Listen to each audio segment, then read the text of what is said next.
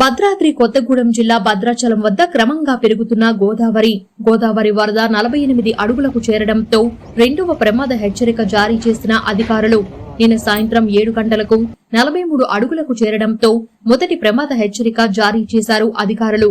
ఎగువ నుంచి వస్తున్న వరదలకు క్రమంగా పెరుగుతున్న గోదావరి నీటి మట్టం ఛత్తీస్గఢ్ రాష్ట్రంలో కురుస్తున్న భారీ వర్షాలకు చర్ల మండలంలోని తాలిపేరు ప్రాజెక్టు జలాశయానికి భారీగా వరద నీరు వచ్చి చేరడంతో గంటకి 50,000 క్యూసెక్కుల వరద నీరు దిగువకు విడుదల చేస్తున్నారు అధికారులు.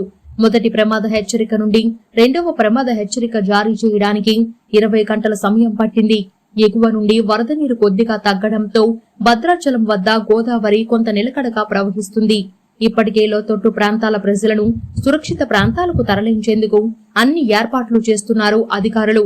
ఎటువంటి అవాంఛనీయ సంఘటనలు జరగకుండా 2 లాంచీలను భద్రాచలం వద్ద సిద్ధంగా ఉంచారు.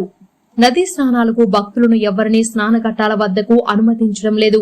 ప్రస్తుతానికి 50 అడుగుల వరకు వచ్చి గోదావరి క్రమంగా తగ్గుముఖం పట్టే అవకాశాలు ఉన్నాయని అధికారులు తెలిపారు.